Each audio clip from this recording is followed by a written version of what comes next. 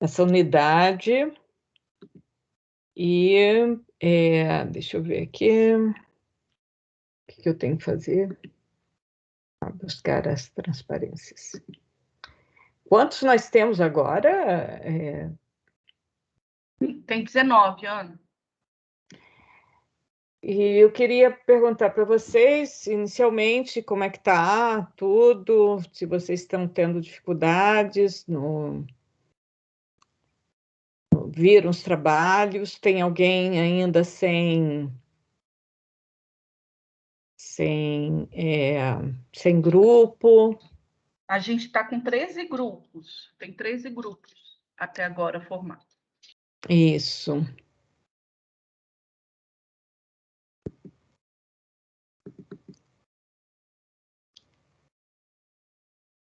Tem alguém que está faltando?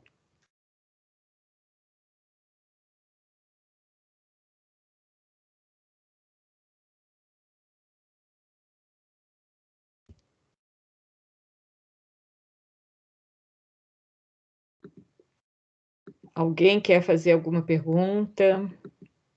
Não entendeu alguma coisa? Está com dificuldade no trabalho? Podemos começar. Sim. Postei no fórum no meio da semana passada, falando sobre os dados de 2020, que no Sinasc tem um campo lá onde a gente filtra por estado, no Sim não. E aí o código MunRes também não funciona direito. Aí você disse que ia explicar depois. Vamos ver se o Gabriel consegue colocar para vocês. Eu respondi para você que a gente não pode usar, tem vários outros códigos lá no Sinasc, mas eles não são adequados. A gente vai ter que usar o código MunRes.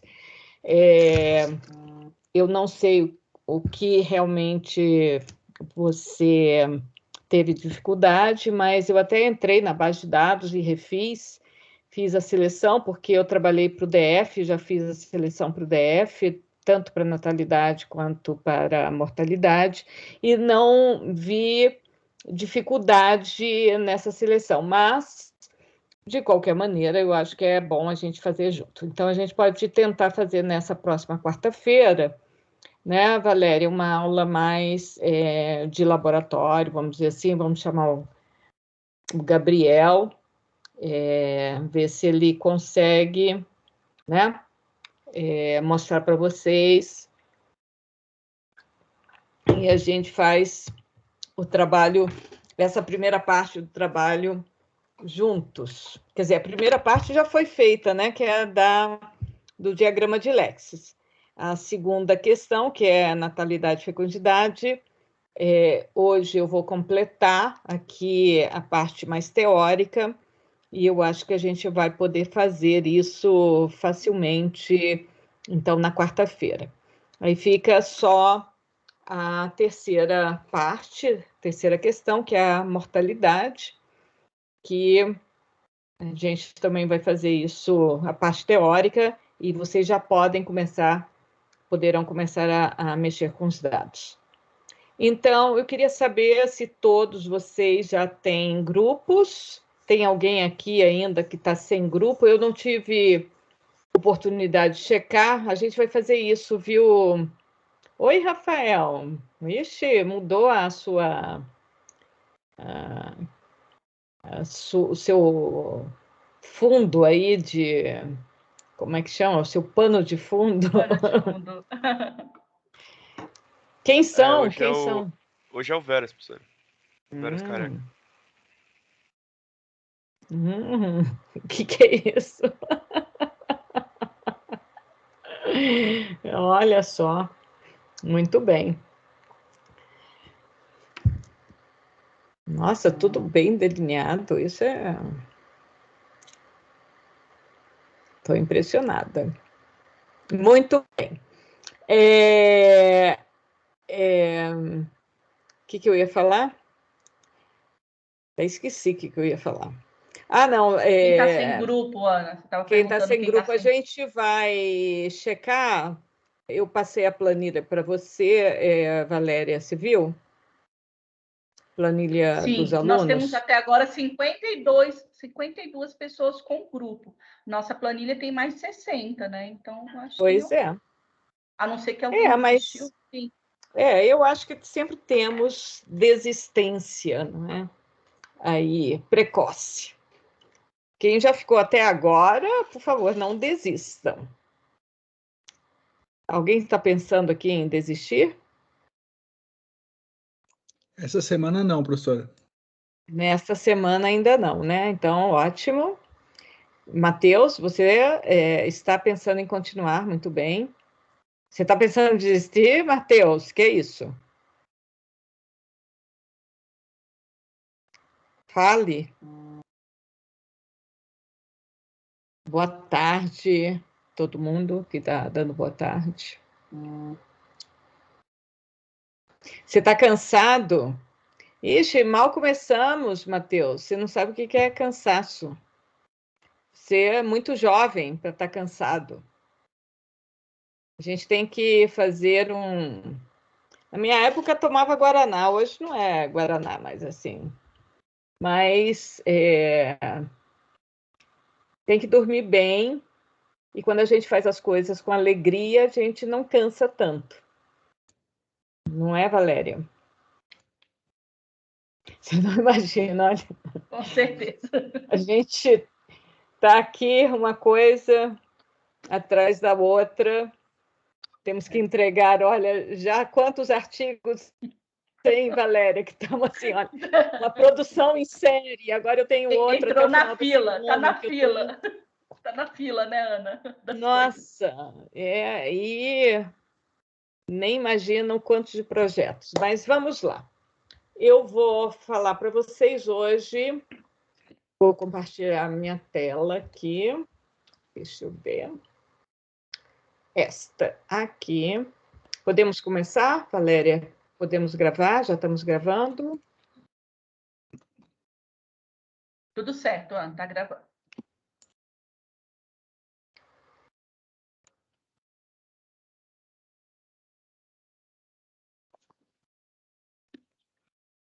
Vocês estão vendo a tela?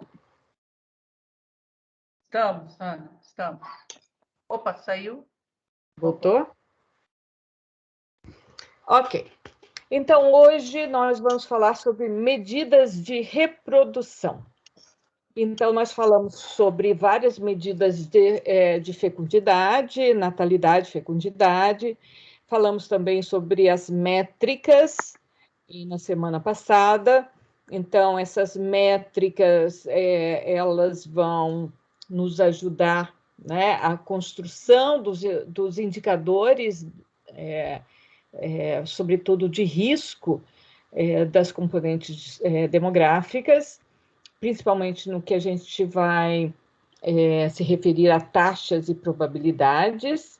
Nós fizemos o exercício do diagrama de Lexis, e que, de certa forma, a gente insistiu sobre essas ideias das métricas, taxas e probabilidades. Continuando nos indicadores, não é? Na descrição da componente natalidade e fecundidade, então hoje nós vamos ver as medidas de reprodução. Então, o que são medidas de reprodução? Então, alguns autores chamam de reprodutividade, em vez de reprodução, então reprodução ou reprodutividade. Então, no estudo da reprodução, com o sentido de reposição. Então, isso é muito importante, porque, e principalmente agora, a gente está discutindo muito isso no Brasil. Eu trouxe para vocês também, compartilhei algumas matérias de jornais de Portugal, que essa é uma questão muito importante. Então, vários países, essa é a questão que se coloca na pauta dos governos e da sociedade. Ou seja, a reprodução, com sentido de reposição, ela relaciona o tamanho de duas gerações. Então, uma geração e a geração que vem a seguir.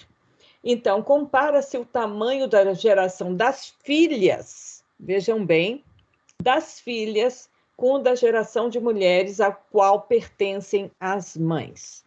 Então, por que a gente escolhe a geração das filhas e não dos filhos, ou em relação aos homens e aos pais?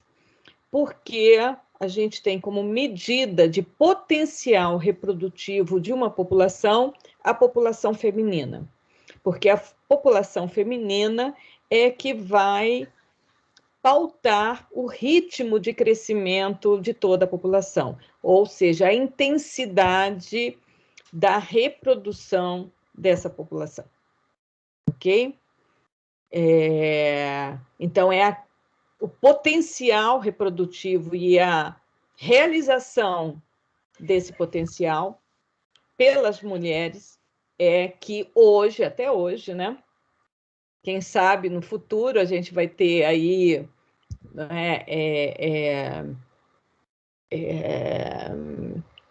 a fecundação in vitro já é realidade há algum tempo, há muito tempo já, mas o desenvolvimento do feto, ele ainda é realizado intraútero. Então, ainda não substituiu-se o útero materno para, né, o desenvolvimento do feto. Então, a partir do momento que isso fique independente do corpo materno, a gente pode discutir aí outras medidas, inclusive, mas ainda a gente tem, sobretudo humano, e é uma questão ética, né, muito importante, a questão dessa reprodução ainda estar atrelada, né, à capacidade de concepção e de gestação, né, no útero feminino. Então, por isso que se mede, não é, a reprodução a partir, né, da comparação entre a geração das filhas e a geração das mulheres a qual pertencem as mães. Então, essa comparação ela pode ser feita de dois ângulos. Primeiro, não considerando a mortalidade das mulheres no período reprodutivo, ou seja, vamos supor que uma mulher sobreviva todo o período reprodutivo e vamos ver qual o potencial de reprodução, de fecundidade, na verdade, de filhas, de mulheres. Então, aí nós temos uma métrica, uma medida chamada taxa bruta de reprodução. E no segundo ângulo, considerando essa mortalidade, ou seja, a mortalidade das mulheres no período reprodutivo, ou seja, nem todas as mulheres vão viver todo o período reprodutivo, elas não estarão expostas ao risco durante os 35 anos do período reprodutivo.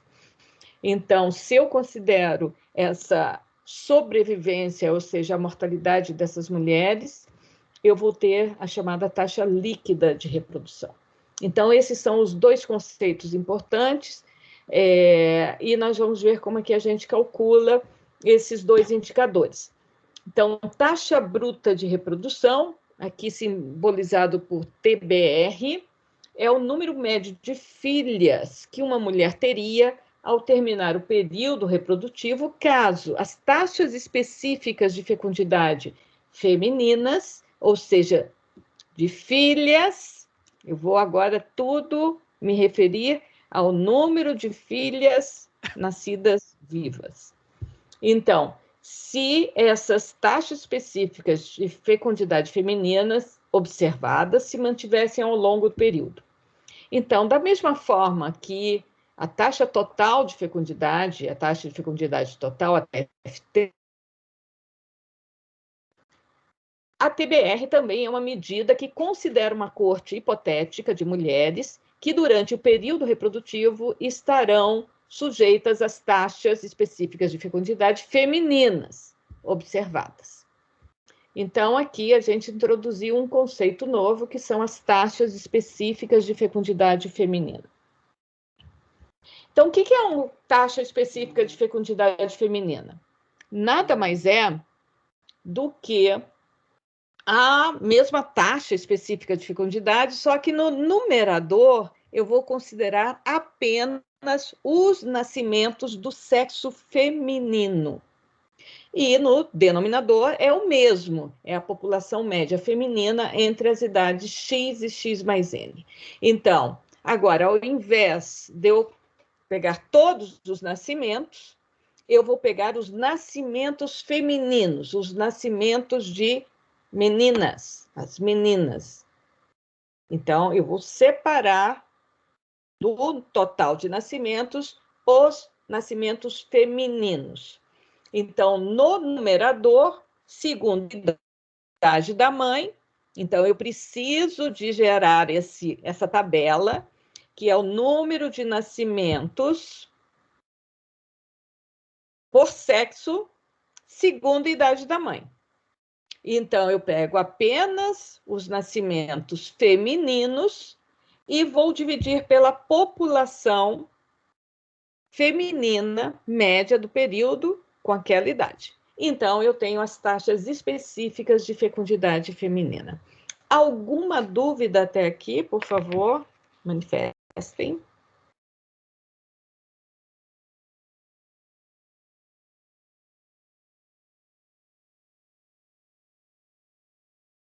Não? Posso seguir? Tá fácil, né? Pode sim, professor. Então, como é que eu vou calcular a taxa bruta de reprodução? Da mesma forma que nós calculamos a taxa de fecundidade total. Ou seja, nós temos as taxas específicas de momento.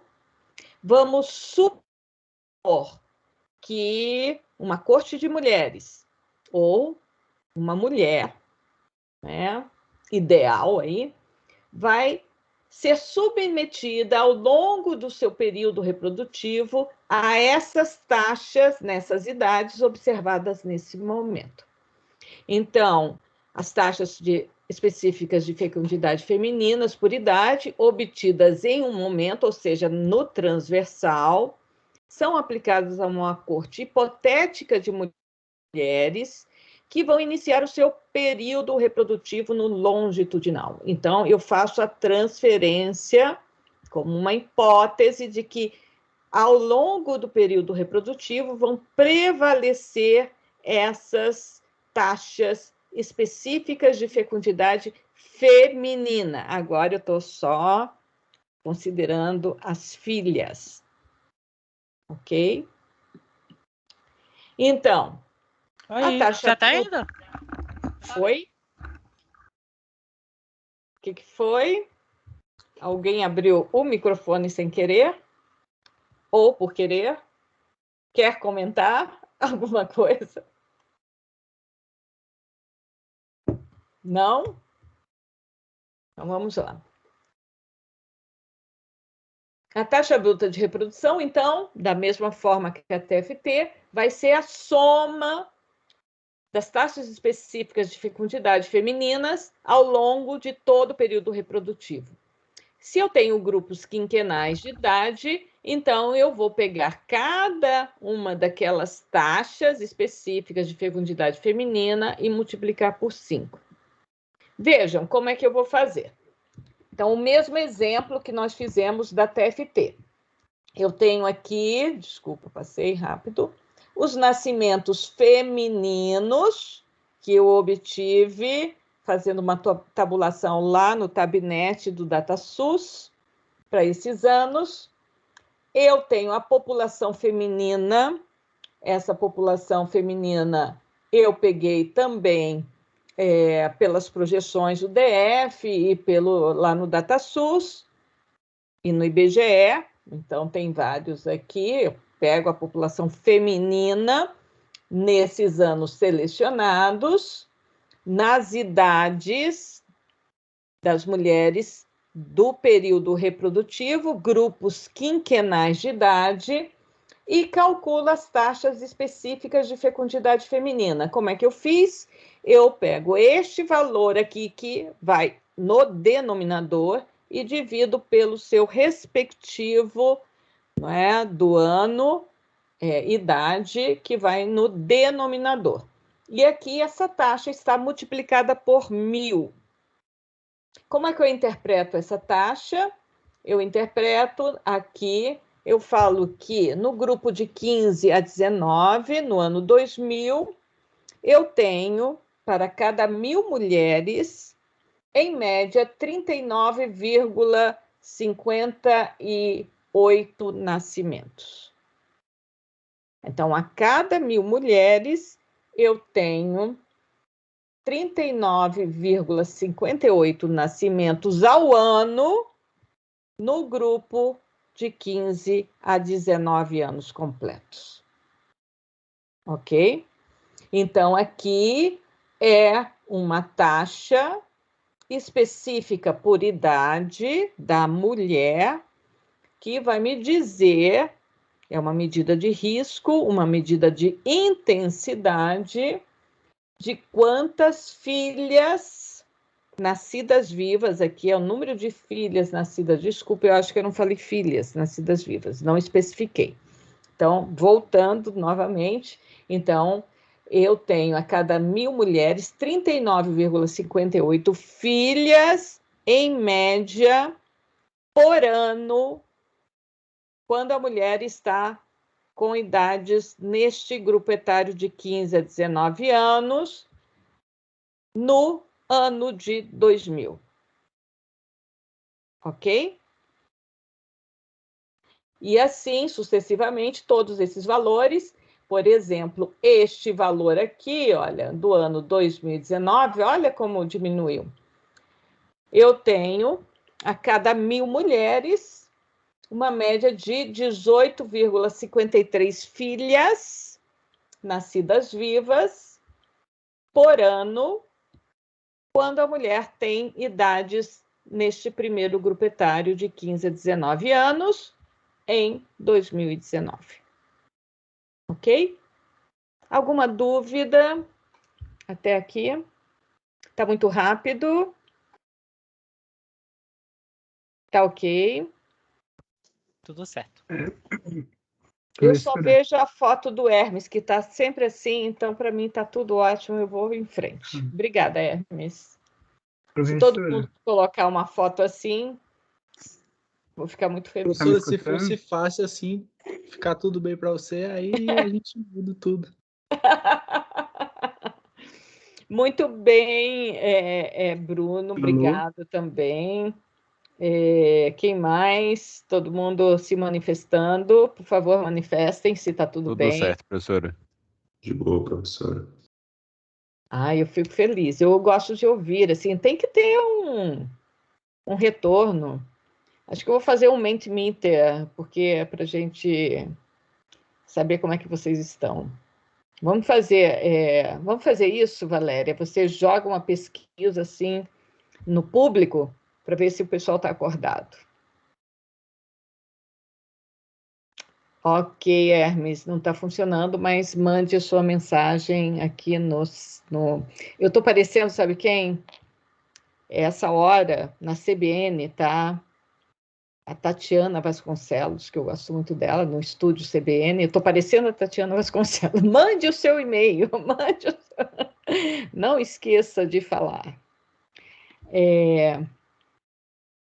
Sim, a população feminina, Hermes, são as mulheres nestes grupos etários de 15 a 50 anos exatos, são os 7 grupos etários do período fértil. Muito bem. Então, aqui, que é a população feminina, isso daqui vem das projeções, então peguei esses valores das projeções e projeções anteriores, projeções revisadas depois, e coloquei aqui para fazer o cálculo, então, das taxas. Essas populações, todas elas estão centradas no meio do ano. Então, são populações também corrigidas, já ajustadas, não são as populações observadas diretamente no censo, mas são ajustadas aqui. Ok? Então, só para vocês verem como é que é a ideia da TBR, a TBR segue a mesma ideia da TFT, da taxa de fecundidade total.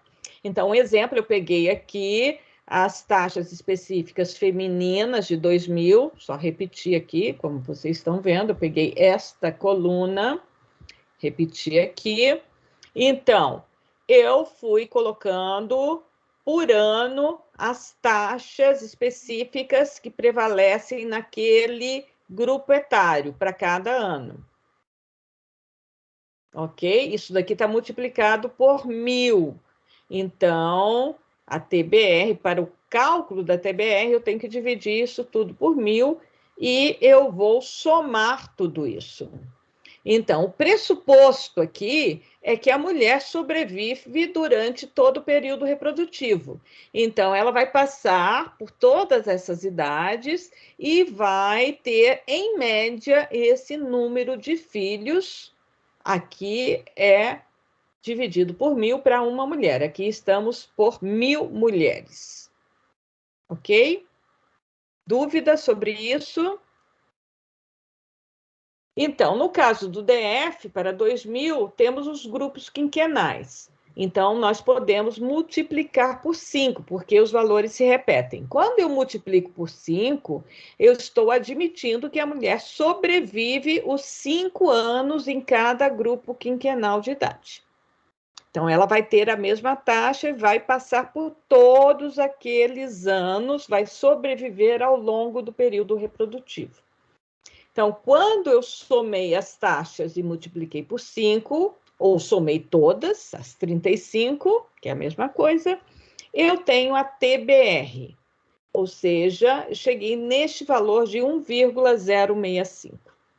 Esse é o número médio de filhas que uma mulher espera ter ao final de sua vida reprodutiva, caso ela sobreviva todo o período. Professora, Sim, esse Vinícius. 5 é por causa do período de tempo, né? Como se fosse Uhum. 10 a 15, 15 a 20 anos. Isso, porque são 5 anos cada grupo quinquenal. Então, Entendi. aqui o 0,03957 vai se repetir 5 vezes, olha só. Repetiu 5 vezes, tá? Outra pergunta. Eu posso assumir que o número de descendentes de cada mulher seria o dobro? Porque esse número representa o número de filhas. Aí o de descendentes seria o dobro? Não necessariamente, porque aqui eu peguei o número exatamente de mulheres. É quase o Ah, tá. dobro, mas não é exatamente o dobro. Porque a gente tem que saber quanto é a razão de sexo ou de gênero ao nascimento. Nasce igualmente o número de homens e mulheres? Acho que Se não. nascesse, sim. Mas, na verdade, não é assim que acontece. Nascem mais homens ou mais mulheres?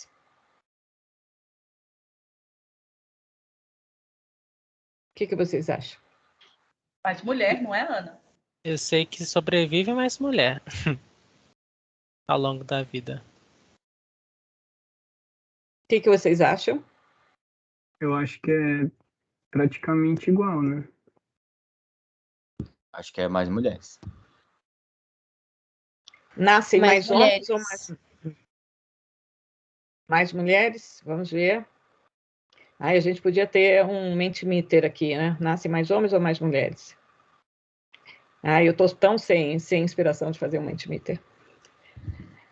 Na verdade, nascem mais homens. A natureza é sábia, porque nascem mais homens, porque também eles morrem mais, né?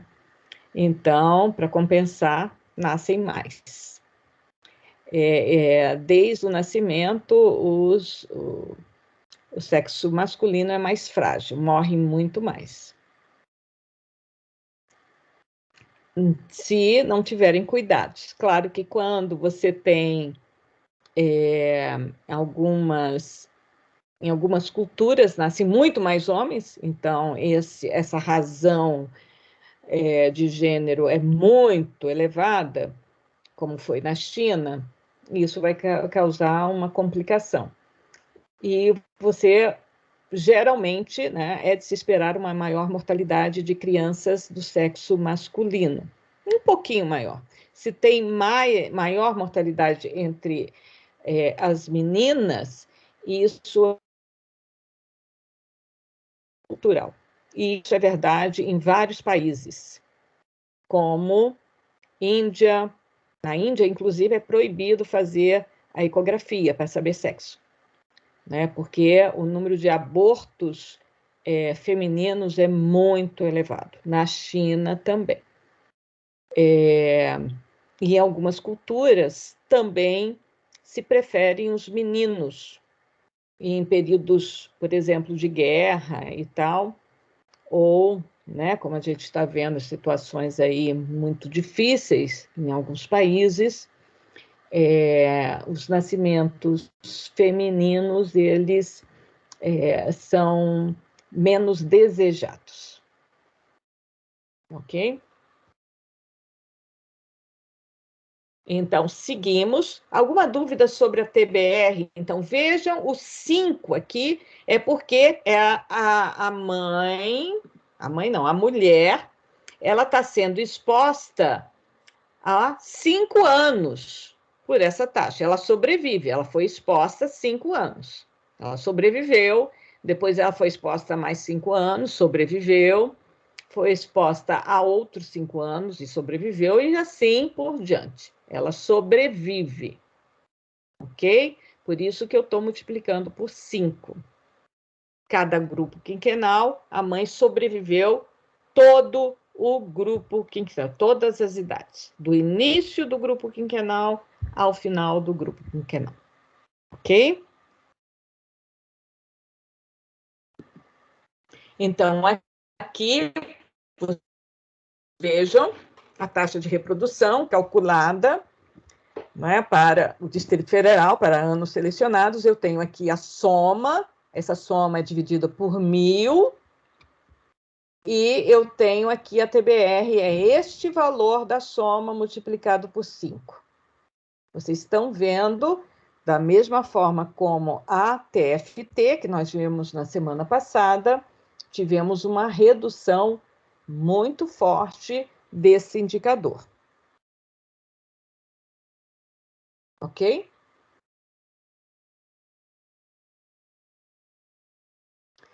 Então, vamos ver a relação entre a TFT, a taxa de fecundidade total, e a TBR. Se eu não conseguir dados de nascimentos femininos, eu posso usar a razão de sexo ao nascimento para, a partir de uma TFT, chegar a uma TBR. Então, como é que eu calculo? Eu pego a TFT e divido por 1 mais a razão de sexo ao nascimento. Ok? Então, se eu não tenho a razão de sexo, se eu não tenho essa informação, eu posso utilizar no denominador, ou seja, aqui tudo, o valor de 2,05, assumindo que a razão de sexo ao nascimento é igual a 1,05.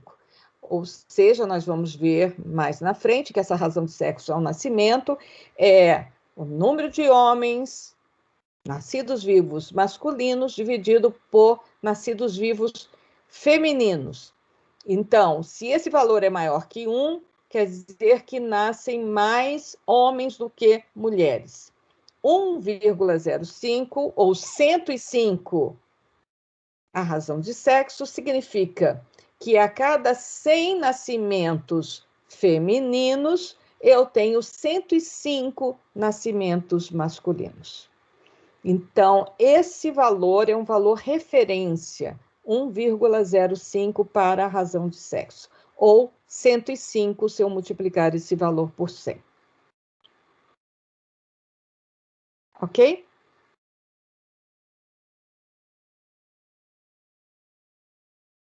Dúvidas? Não? Por enquanto não, professora. Tranquilo, né? Então, agora vamos para o segundo ângulo. Vamos considerar a mortalidade das mulheres ao longo do período reprodutivo. Então, quando a gente considera a mortalidade das mulheres, nós vamos ter a taxa líquida de reprodução. Então, aqui é a mesma coisa, eu repito a mesma, né, o mesmo conceito aí, é o número médio de filhas que uma mulher teria ao terminar o período reprodutivo, caso as taxas específicas de fecundidade femininas observadas se mantivessem ao longo desse período, considerando a sobrevivência das mulheres.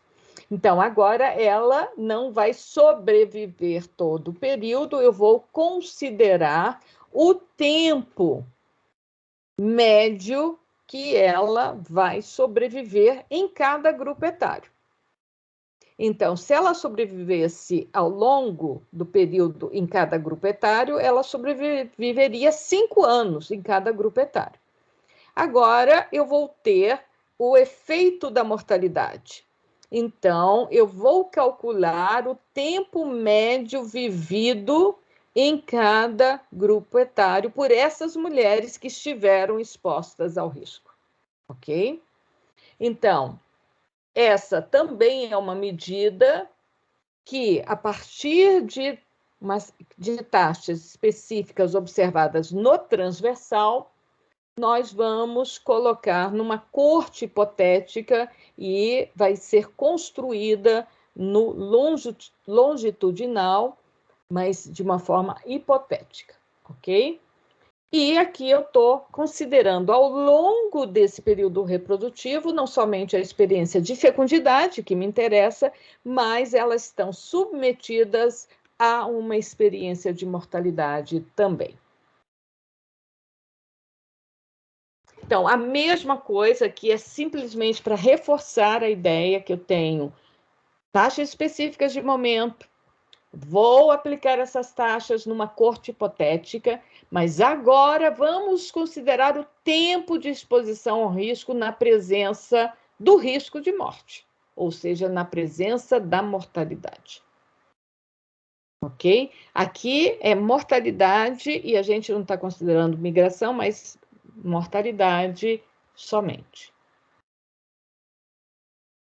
Então, aqui vai entrar um indicador que vocês não conhecem. Vocês vão ficar conhecendo, vão conhecê-lo depois, quando a gente falar de tábua de vida, mas aqui a gente vai multiplicar as taxas de fecundidade feminina. Lembra que a gente multiplicava por 5? Ou multiplicava por 1 quando era 1 ano? Agora, o que eu vou usar essa função da tábua de vida, a função L maiúsculo, que mensura o tempo vivido entre duas idades exatas, por uma corte de L0 nascimentos. Então, aqui, L0 é chamado raiz da tábua e é um número arbitrário. Pode ser 1, 10.000, 100.000. Bom, isso depende da tábua, como vamos construir, e aí a gente vai, quando a gente falar de tábua de vida, eu vou voltar mais especificamente a isso. Então, a taxa líquida de reprodução, ela, né, pode ser calculada tanto para idade simples, né, em cada uma das idades ao longo do período reprodutivo, como também por grupos quinquenais. E aqui eu vou usar os valores da tábua referidos a esses grupos quinquenais, ou idade simples ou grupos quinquenais. Então, para vocês verem, eu fui numa tábua de vida construída pelo IBGE para o Distrito Federal, para esses anos selecionados, e nessa tábua de vida eu fui lá na função L maiúscula e tirei esses valores. Então, esses valores... Opa! Esses valores são apresentados nesta tábua de vida, porque o L0, ou seja, a raiz dessas tábuas, é igual a 100 mil. Ok? Então, a raiz da tábua é para a gente enxergar um pouco mais os números, não trabalhar com muitos decimais. Por isso que é 100 mil. Então, aqui fica, né, nesses valores aqui. Se sobrevivessem todo o período reprodutivo, esse valor seria de 500 mil.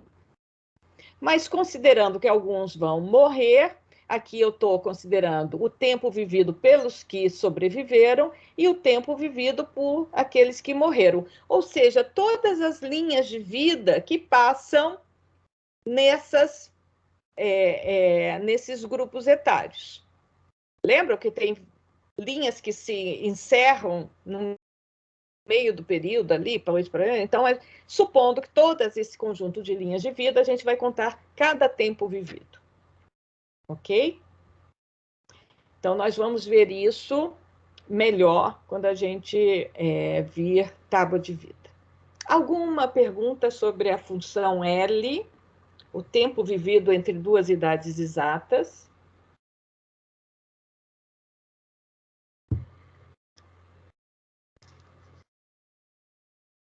Todo mundo meio assustado, mas vamos lá. Então, aqui eu tenho as taxas calculadas anteriormente, como vocês viram. Agora, em vez de multiplicar por 5, eu vou multiplicar por um tempo médio vivido por cada mulher, cada mulher nessa faixa etária. Então, eu dividi por L0, que é 100 mil. Então, em vez de 5, tá vendo? Eu vou multiplicar por 4,89 ou 4,88. Vocês estão vendo que, como o tempo vai passando, essas mulheres estão sobrevivendo mais tempo, ou seja, a mortalidade parece estar diminuindo. Vocês estão vendo aqui, né? E claro que a tábua de vida reflete a experiência de mortalidade da população naquele momento. E eu vou calcular, nós vamos ver a tábua de vida, né? Para 2020, vou ter que calcular brevemente aqui para o DF, mas já tem um artigo que saiu que houve uma redução de 3 anos, 3,8 parece, anos em esperança de vida. Então, essa função L maiúsculo é usada para o cálculo da esperança de vida e nós vamos ver depois, né? Ainda vocês vão ver isso para este trabalho que está aí, para o primeiro trabalho. Então, quando eu multiplico, eu vou fazer a multiplicação, esse daqui dividido por 1000, porque isso está expresso em 1000, multiplicado por este L, por este tempo vivido no intervalo etário, naquela idade. Então, eu vou ter esses valores aqui e eu vou somar. Então, aqui eu tenho a soma, me dá a taxa líquida de reprodução. A soma desses valores aqui, porque já multipliquei pelo tempo. Em vez de multiplicar por 5, eu multipliquei pelo tempo vivido em cada um dos grupos etários em cada momento. Vocês estão vendo que varia. Pera, você multiplicou pelo quê? Que eu não entendi. Pelo tempo. Isso daqui é o tempo vivido no intervalo etário. Ah, tá. Em média. Então, se ela sobrevivesse todo o intervalo etário, ela teria vivido 5 anos, porque são 5 anos em cada intervalo etário. Mas a sobrevivência em 2000 das mulheres, as mulheres vão viver neste grupo etário, em 2000, 4,89374 anos. 4,89 anos.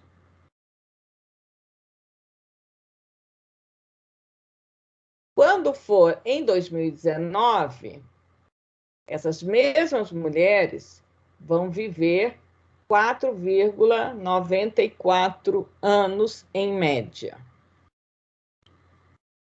Então, vocês estão vendo que mudou. Aumentou o tempo vivido no intervalo etário. Isso quer dizer que diminuiu a mortalidade. Então, as mulheres estão vivendo mais, em média, no intervalo etário de 15 a 19 anos.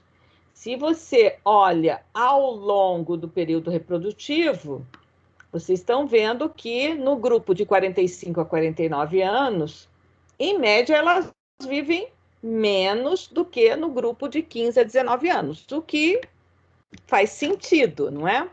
O risco de morte é muito maior aqui nessas idades, mais velhas. Então, vocês estão vendo que eu não estou pondo o único valor de 5, que antes era para todo mundo, eu multiplicava tudo por 5, porque eu considerava que todas as mulheres sobreviveriam. Mas agora não, eu estou considerando a mortalidade.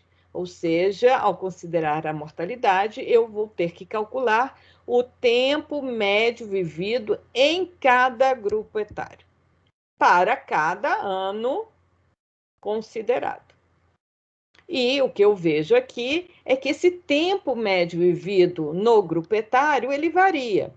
Ele varia segundo o grupo etário e tem variado também ao longo dos anos. Esses valores são extraídos de uma tábua de vida. Ok? Ok. Muito bem. Então, ao multiplicar, eu só estou mostrando aqui a gente chega ao valor que nós queríamos, que é a taxa líquida de reprodução. Eu multiplico isto por isso, é porque aqui não deu, né, todo, e aí eu pus outra parte da tabela aqui, que é a multiplicação das taxas femininas pelo tempo médio vivido no grupo etário. Então, aqui eu tenho, né, esses valores, somando esses valores, eu tenho a taxa líquida de reprodução. Então, eu parto de um valor que é acima de 1,0362, e em 2019 eu tenho 0,7692. Como é que eu interpreto? Agora sim, agora até a taxa líquida de reprodução é a medida mais refinada de reprodução. Então, a taxa líquida de reprodução mede o potencial de reposição das gerações, dada a intensidade da fecundidade feminina observada, num momento, né? Se eu construir isso de momento. E tem como referência o valor igual a 1, que é o nível de reposição das gerações na presença do risco de morte. Então, ele é muito mais refinado do que a TFT, quando a gente considerou todos os nascimentos. Que eu falei 2,1 aproximado. Agora, quando eu faço análise da taxa líquida de reprodução, eu tenho um valor que é igual a 1. Então, se a minha taxa líquida de reprodução é acima de 1, eu falo que eu estou acima do nível de reposição e no longo prazo a população cresce. Se a taxa líquida de reprodução é igual a 1, eu estou no nível de reposição. E no longo prazo, a população se estabiliza. E se a taxa líquida de reprodução é menor que 1, estou abaixo do nível de reposição. No longo prazo, a população decresce. Então, voltando aqui, vocês vejam que a gente passou de um momento no DF que a população potencialmente cresceria, nós estamos já, a partir de 2005, abaixo do nível de reposição, E considerando aqui que nós, pelos nascimentos, a população está abaixo do nível de reposição, no longo prazo, ela tende a decrescer. Ok?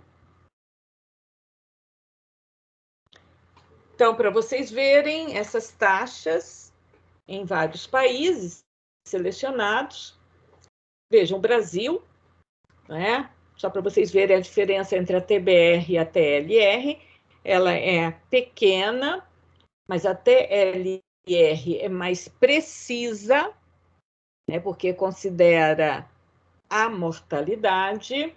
Quanto menor a mortalidade, mais próximas são os dois valores, as duas taxas, veja em Portugal. Quanto maior a mortalidade, vejam a diferença em Moçambique. Angola. Então, esse é o efeito da mortalidade. Então, aqui vemos alguns países que estão abaixo. Vejam que o Uruguai, que é um país muito envelhecido, ele está numa situação menos dramática que o Brasil em termos de potencial de reposição. Então, ele está mais próximo de 1 e o Brasil está aqui e tendente à queda. A Espanha, vejam como está bem baixo, junto com Portugal, e Macau é muito, muito baixo.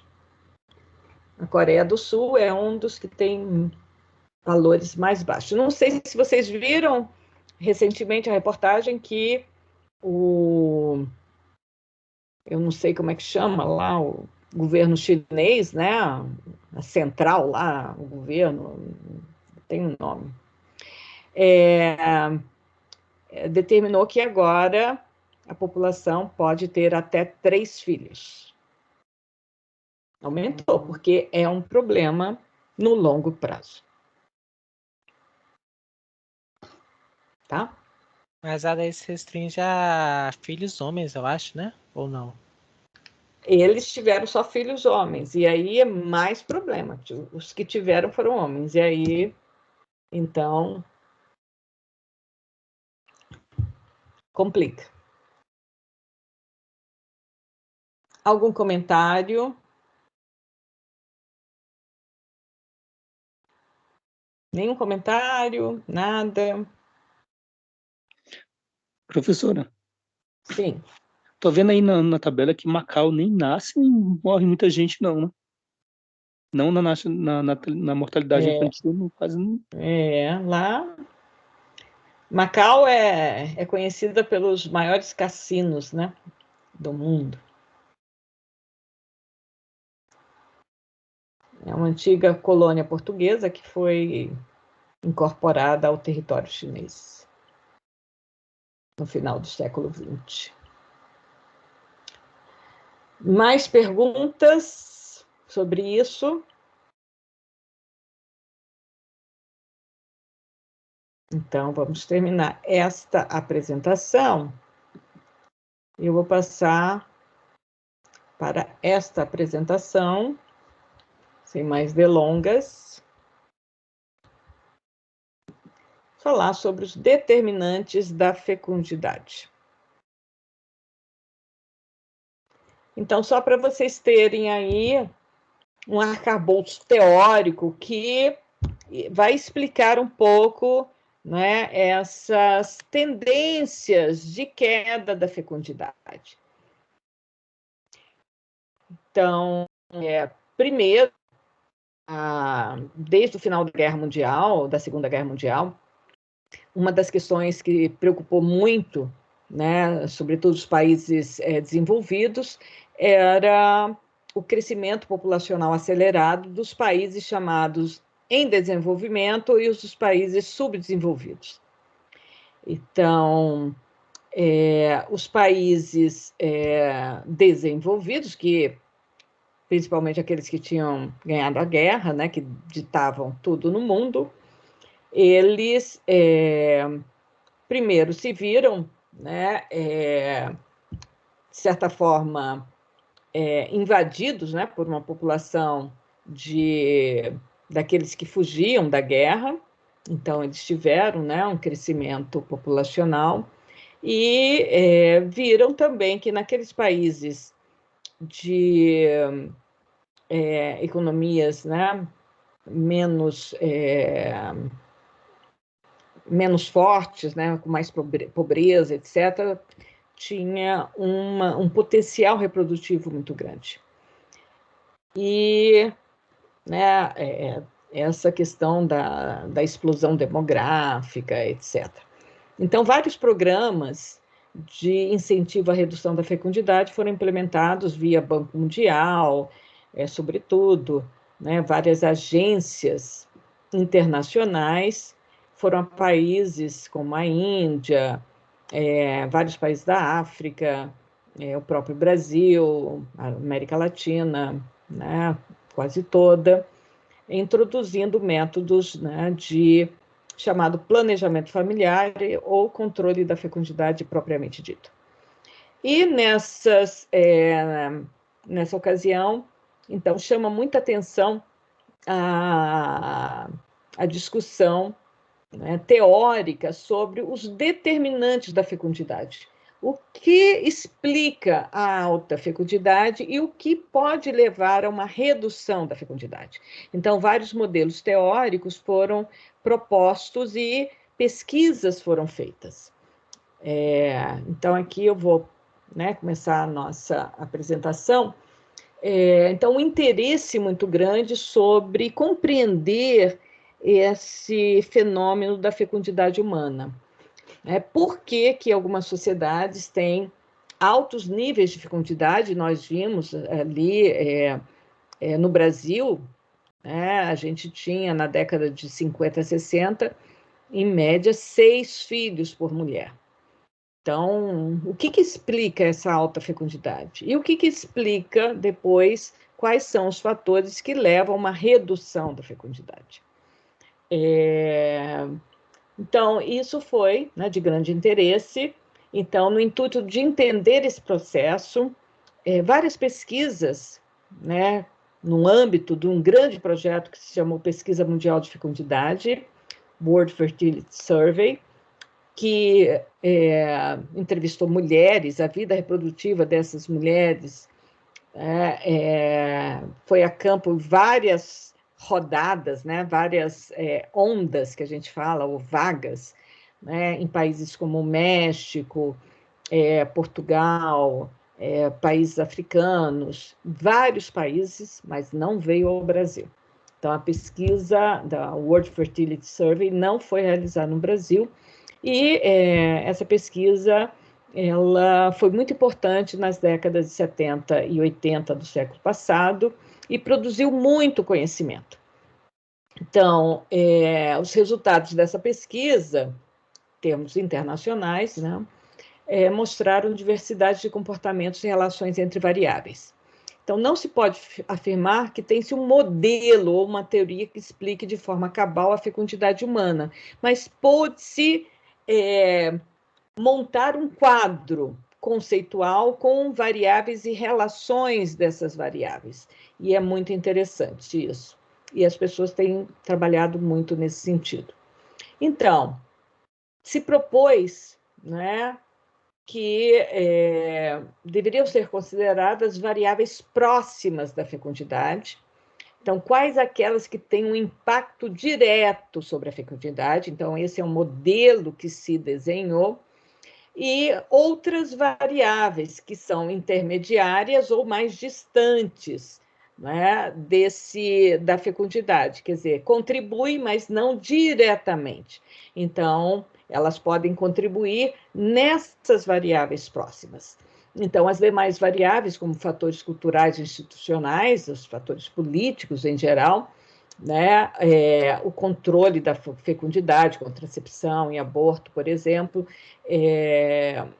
elas podem ser consideradas mais próximas do que os fatores culturais, e a gente pode ter uma combinação com as variáveis próximas.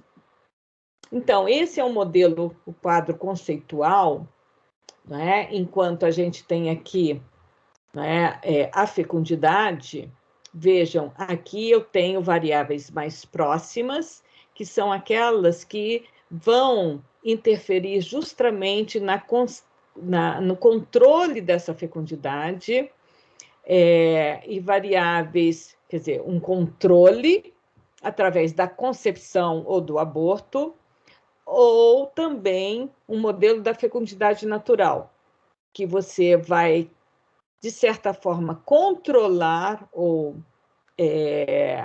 controlar essa intensidade via nupcialidade ou amenorreia pós-parto. Então, essas questões são bem interessantes. Por exemplo, eu tinha uma colega de doutorado que estudava a fecundidade em Marrocos, e ela estava vendo como a crise econômica do final dos anos 90 afetou a idade ao casamento no Marrocos. Então, a idade que era em torno de 23, 24 anos, passou para 28, 29 anos. Então, como nessas culturas o casamento implica na constituição de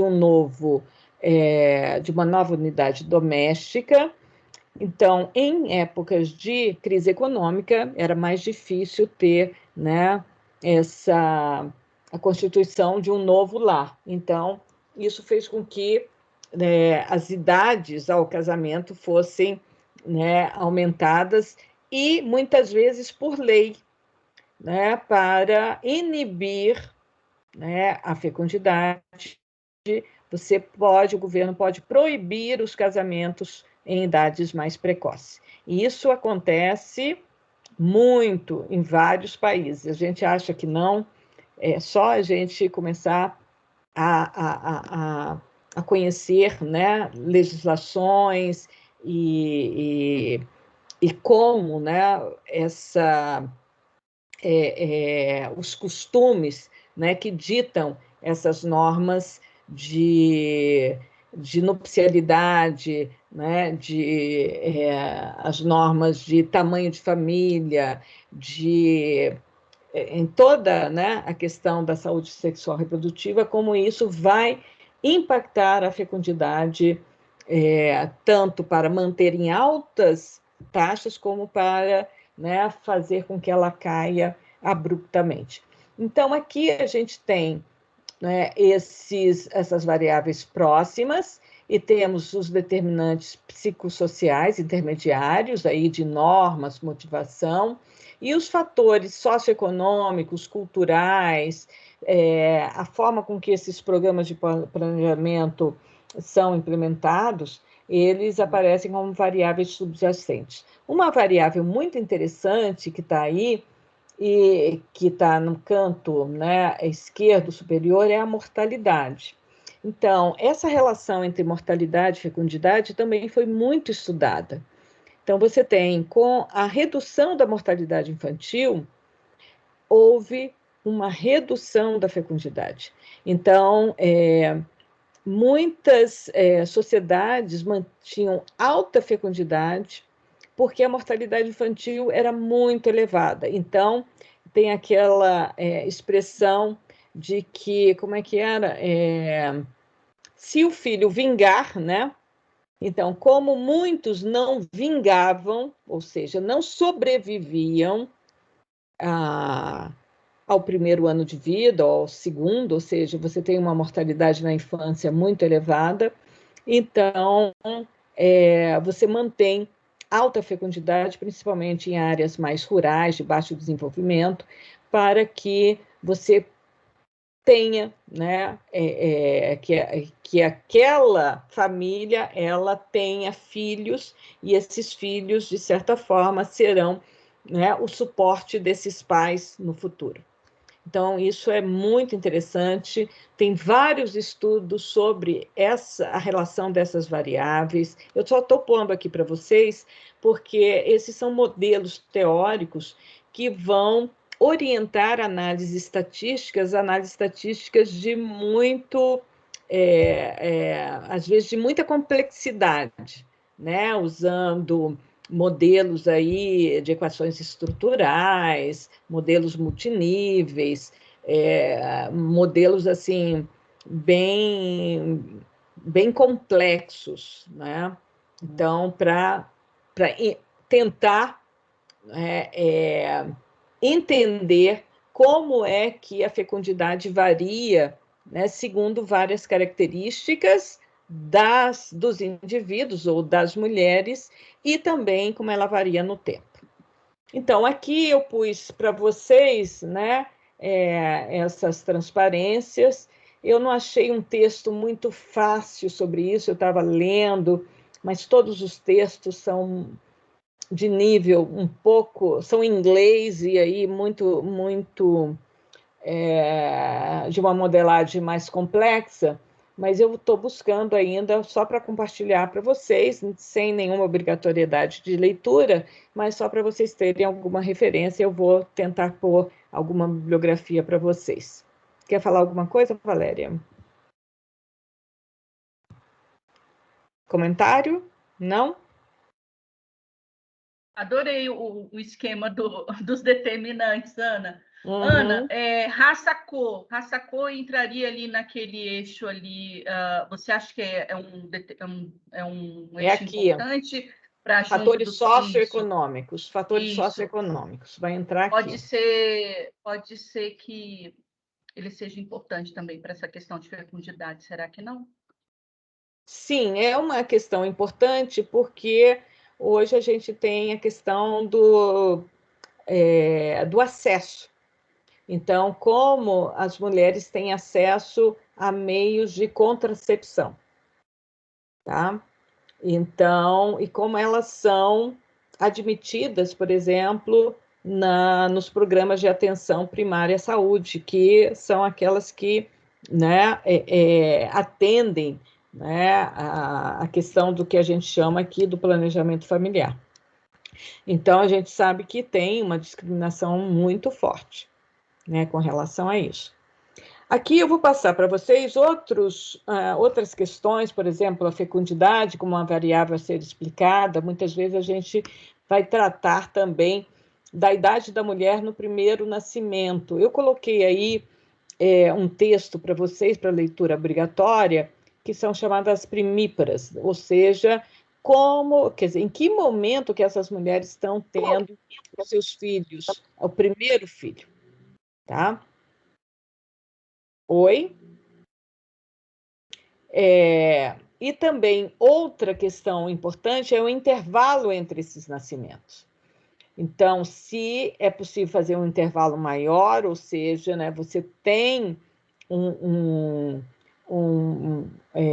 espaçamento entre esses nascimentos, e esse espaçamento, se ele é programado, isso vai ter fatores socioeconômicos vão, né, estar implicando nesse espaçamento entre os nascimentos. Então, tem muitos trabalhos que também veem fatores do intervalo entre os nascimentos. E outros estudos que são muito importantes é o momento dessa fecundidade. Por exemplo, a fecundidade precoce ou fecundidade na adolescência. A gente sabe que em sociedades de alta fecundidade, a fecundidade precoce é muito elevada. Então, ver os motivos, quais são os fatores associados a essa alta fecundidade na adolescência. Tem vários estudos sobre isso, no Brasil também. Então, aqui tem um modelo muito conhecido, que é o modelo de Bongard, são chamados modelos de determinantes próximos da fecundidade. Então, ele propõe uma modelagem a partir da fecundidade natural, né, usando variáveis como aleitamento para o espaçamento entre os filhos, a idade ao casar para o primeiro filho, usando variáveis também de educação e urbanização, que vão explicar, não é, essa variação na idade ao casar e no aleitamento, e também a contracepção. Então, você tem dois modelos de contracepção: a fecundidade natural, ou seja, você vai ter meios naturais que vão controlar essa intensidade da fecundidade, seja a idade ao casar, né, seja pelo aleitamento, né, ou você vai ter, né, métodos contraceptivos, que aí você vai ter uma relação com a educação, com o acesso, né, a esses meios, esses métodos contraceptivos, a existência ou não de uma política de controle de fecundidade, a um padrão de vida e nível de renda. Também, nesse modelo, inclui-se o aborto. Então, o aborto, que é de difícil mensuração, de como é que ele interage, né, nesse processo. A gente sabe que no Brasil o aborto é, né, uma questão de saúde pública. Nós temos muitas mulheres que morrem ainda, né, em decorrência de aborto provocado. Então, temos uma lei que não favorece a questão da saúde pública. Então, esse é um tema, né, espinhoso, difícil, mas ele deve ser enfrentado como uma questão de saúde, principalmente de saúde reprodutiva, porque ele está aí, principalmente entre as mais pobres. Então, essa é uma questão de difícil mensuração, mas esse vai implicar também nesses determinantes, né, da fecundidade. Ele não pode ser, né, deixado de fora desse modelo. Outra questão que é muito interessante, que tem vários estudos que trazem também, é a fecundidade desejada, ou seja, a motivação, o número de filhos desejados.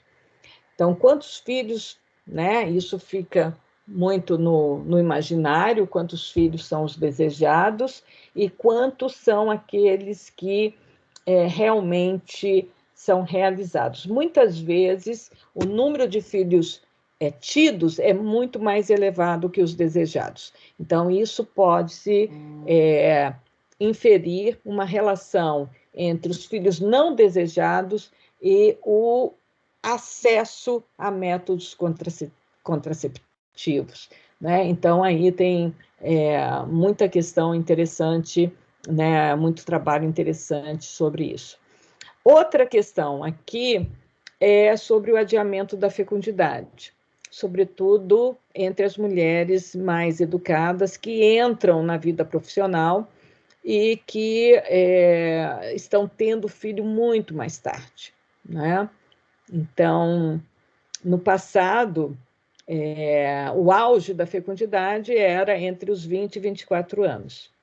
As meninas que estão aqui, alguém tem filho?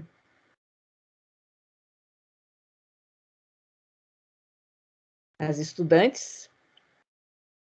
Meninas? Temos quantas meninas aqui, Valéria? Vamos perguntar só para as meninas, viu? Os meninos estão fora desse. Deixa eu ver aqui, Ana.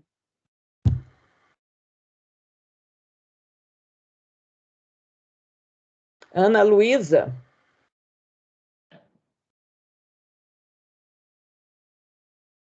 Ana Luísa?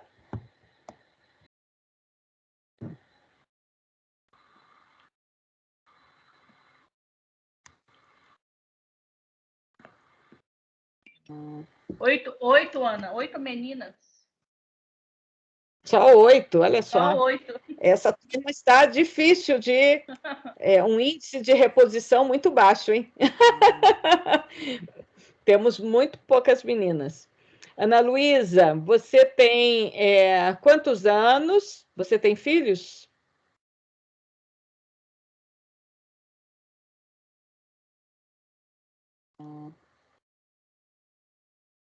Não tem filhos, Ana. Desiste de ter filhos? Quantos?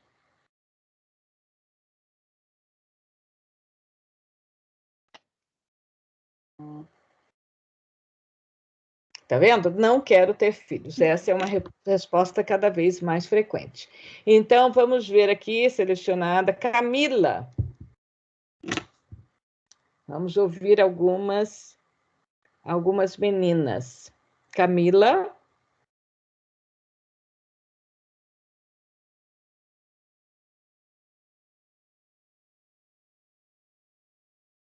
Camila está aqui? Acho que ela...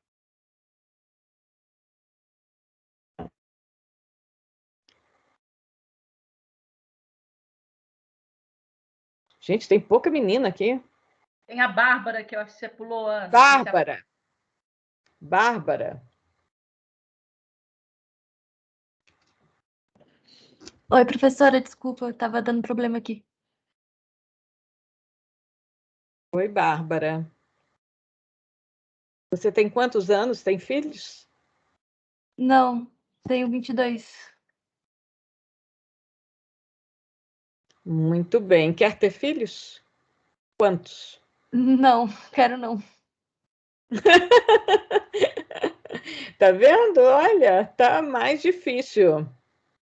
Tá mais difícil hoje. Caroline.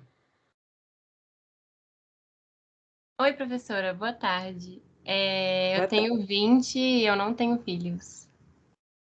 Quer ter filhos? Eu queria, professora, uns 2, tá bom. Quantos? Uns 2, né? Uns 2. Acho que tá bom. Pois é, tá... Muito bem. Quando eu comecei, eu tinha muito mais meninas e eu lembro que as meninas queriam 4 filhos no início. 4 filhos, 3 filhos, todo mundo queria ter filho. Agora, Que realidade a diferente. maioria... Hã? Que Vamos ver realidade diferente. Vamos ver os rapazes aí, né, para a gente falar um pouco também com os rapazes. Vinícius, você tem filhos? Ainda não, professora. E planejo não ter por bastante tempo. É, E eu tenho 20 anos.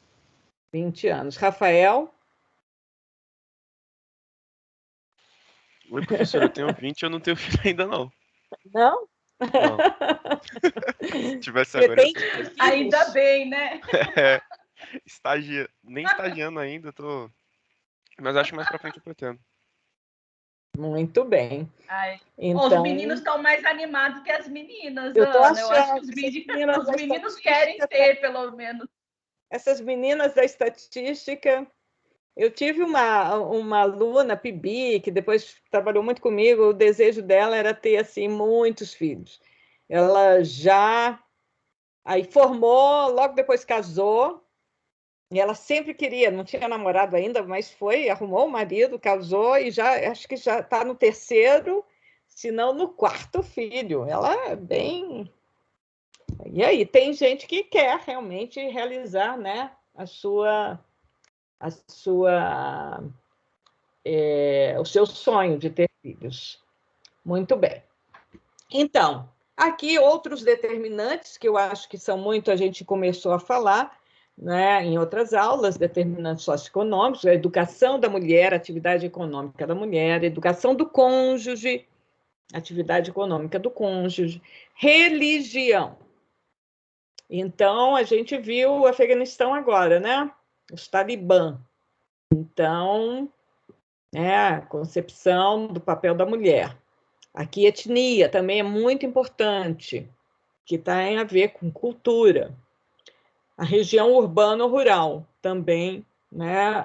Essa é uma dicotomia que sempre foi muito utilizada. Hoje, menos, porque também na área rural se urbanizou, você tem, né, modos de vida muito urbano na área rural. Nós não temos mais essa dicotomia tão forte. E outras variáveis que devem ser consideradas nessa discussão da fecundidade são a questão do status da criança dentro da família. Como é que, né, as famílias veem a criança? Então, hoje, né, é uma relação, né, de tudo de uma geração para a criança, não o que essa criança pode aportar no futuro para os pais, mas é dos pais para a criança e ela vai viver a vida dela depois.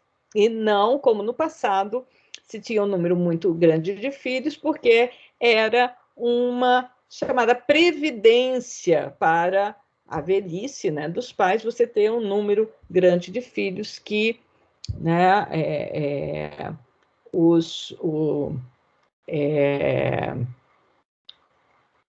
seriam aqueles que estariam, né, responsáveis pelos cuidados. Também no passado, já tem muitos anos, eu falei isso, que essa questão, né, da aspiração dos pais com relação ao status econômico e social dos filhos, como é que isso tem mudado, e que hoje mudou muito, né? Os pais, as aspirações são para o crescimento dos filhos, a independência dos filhos, né? E não uma relação de retorno para os pais. Então, isso é bem, bem interessante. Outra questão que também em muitos estudos consideram são os tipos de arranjos familiares, né? Arranjos que são, né, mais estendidos e arranjos mais nucleares. Então, isso também vai ter um impacto na fecundidade. Se tem, por exemplo, se você tem quem pode te ajudar nos cuidados das crianças, você pensa numa fecundidade um pouco mais elevada, ou em realizar a fecundidade. Se você não tem um apoio, você fala, não, então não vou ter filhos. Então, isso é muito, muito interessante também. Padrões de hereditariedade, características da organização produtiva e estrutura política, essas duas últimas são muito variáveis, né, econômicas, dos modos de produção, dos arranjos produtivos locais, né, e como isso pode afetar, né, para uma fecundidade maior ou menor. Então, isso tudo está na pauta. Outra questão que trouxe a pauta para a discussão da fecundidade no Brasil, que eu não pus aqui, foi a questão das novelas brasileiras e o padrão, né, de família nuclear, que é o tipo de arranjo familiar que foi muito ressaltado pelas novelas brasileiras. Eram as famílias que tinham muito sucesso, eram as famílias de classe média, com 2 filhos que moram no Leblon. Então, aquelas novelas que passam tudo no Leblon, né, no Rio e tal, que as famílias são felizes e tal, tem tudo 2 filhos. Então, teve um estudo, né, de um demógrafo brasileiro que ele levantava essa questão de como que as novelas brasileiras também influenciaram, né, esse modo, né, de ver né, das mulheres em relação à sua vida sexual reprodutiva. Bem interessante isso. Então, eu fico por aqui, eu deixo isso para vocês. Já está lá na plataforma. Eu vou ver outro texto. Tem vários textos ainda, eu tenho que encontrar algum menos, porque está todo mundo cansado, né?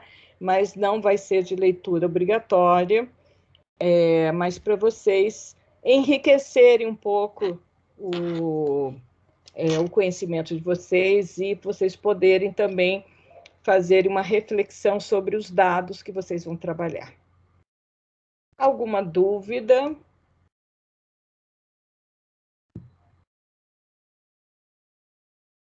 Não? Não, professora. Então, unidade 3, em